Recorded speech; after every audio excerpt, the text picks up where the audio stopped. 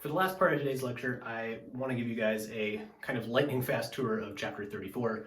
Chapter 34 is of great scientific and historical importance, but as you'll see, it might be hard to ask Physics 211 questions about, and so we'll be kind of limited in what we are using numbers for in this part. Okay, so Chapter 34 starts with relativity, like Einstein's relativity and how it applies to electric and magnetic fields.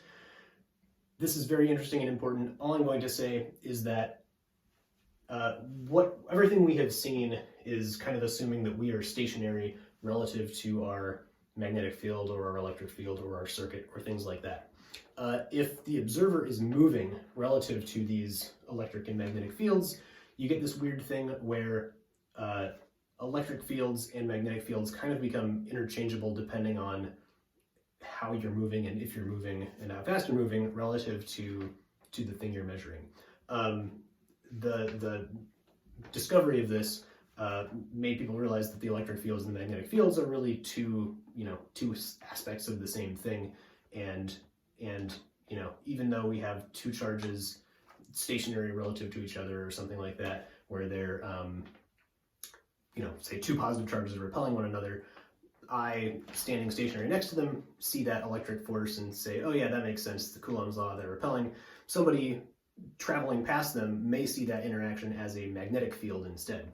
And that's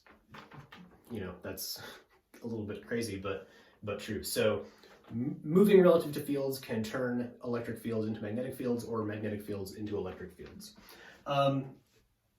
That's all we're going to say about relativity. The more important part of Chapter 34, I think, is looking at kind of all the equations we've seen in this class and doing some important things with them. Okay, so let's start with, I don't think I'm going to be able to fit this all on the board, so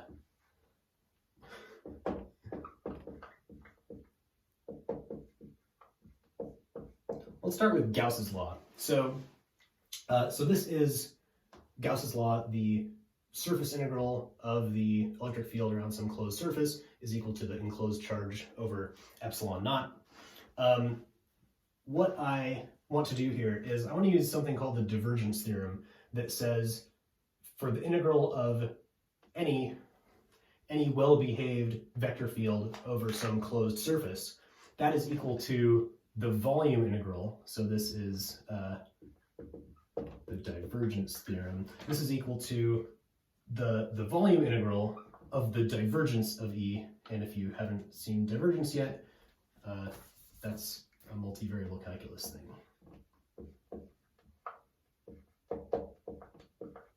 So this becomes the volume integral of the electric field over the volume. Now, if we're talking about this volume or this shape, this arbitrary shape, the charge enclosed in that shape is kind of defined as the integral of rho over that volume, and we'll keep this factor of epsilon naught there also. So if these two integrals are equal for any arbitrary shape that we choose, right? This Gauss's law is true for any shape. Then it must be the case that the integrand, the thing inside the integral, is also the same. So that means that the divergence of our electric field, you can put the vector sign on the del symbol or not, it doesn't matter, is equal to our charge density, our volume charge density over epsilon naught. So what we've done here is we've changed Gauss's law from integral form into its differential form, and this is kind of a more common way to see it, especially in advanced classes. We can do the same thing for Ampere's law. So we're going to do this for a few different equations, and maybe I'm not even going to try to keep them all on the board at the same time. So Ampere's law was the integral of B dot dl around some loop, or I guess maybe ds, I forget what we used. Integral of B dot ds around some closed loop was equal to mu naught times I through the loop. And we can use something called Green's theorem to change this integral, so the integral, this is the integral around a closed loop, we can change that to the integral of the surface bounded by that loop and integrate the curl of B over that area, curl B dot dA. And remember that our current here is equal to, if we have like some current density that's varying from place to place, we can integrate all of that J current density over some area. So this current through this loop is equal to the integral of our current density J dot dA over this loop also. So we can almost do the same thing, except there is one piece that we're missing that we haven't learned about yet, that's called the displacement current. And that is that there's this other term here, mu naught epsilon naught d electric flux d phi e dt. So this is called the displacement current. And that gives us a term in this equation on the right that looks like mu naught epsilon naught times the integral of E dot dA. Oh yeah, and there's a time derivative here. Okay, so what that gives us is the curl of B is equal to J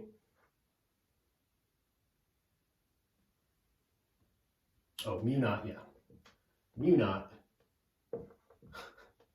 times J plus mu naught epsilon naught dE dt.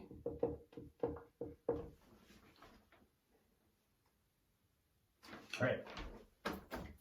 So this is Ampere's law with the displacement current in derivative form. Okay. The last equation we have to do that we've seen before is Faraday's law, which is the integral of E dot ds. So this is the integral of our electric field. This is the EMF, right? This is the integrating the electric field around some loop. This is our EMF around some loop, and this is equal to d magnetic flux, B or M, whatever you want to use there, dt, and the minus sign here is Lenz's law. That's telling us the direction of these two things relative to each other. Remember, our magnetic flux is equal to the integral of B dot dA over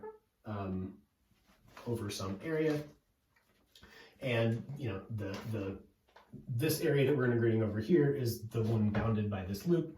So we can use Green's theorem again and turn this into the integral of del cross E dot dA, and that's equal to the integral of B dot dA. Oh, the time derivative of this, which means that del cross E, the curl of E, is equal to dB dt, and I of course forgot my minus sign, but I had it up here, so that's good. All right, so this is Faraday's law in derivative form.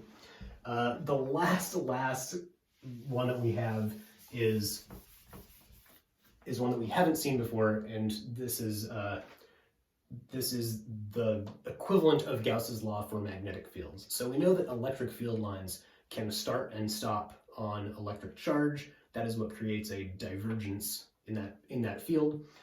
Our magnetic field cannot do that. Our magnetic field lines loop and continue forever, remember. So that means that our magnetic field lines do not have a divergence, and that is our next equation. So that, the Gauss's law version of that looks like B dot dA equals 0 for everything. This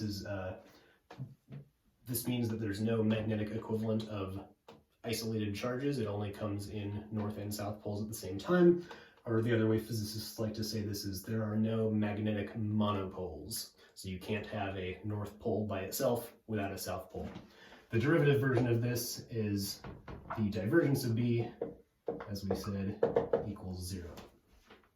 All right, so we have these four equations, 2 relating to divergences of our fields.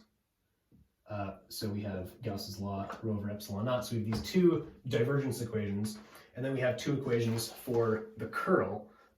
Del, I guess we'll keep electric field on the bottom. Del cross E equals minus dB dt. And for the magnetic field, the curl of the magnetic field is equal to mu naught J plus mu naught epsilon naught times dE dt. Okay, so there's some nice symmetry in these equations, right? This curl, it depends on the time derivative of E. This curl depends on the time derivative of B. So these equations collectively are called Maxwell's equations.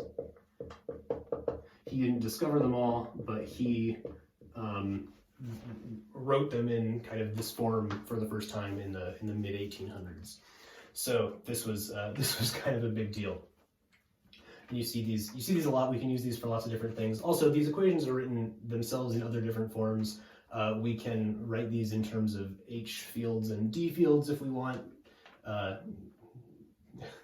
Come ask me about it if you're interested. But yeah, these are the derivative forms of Maxwell's equations.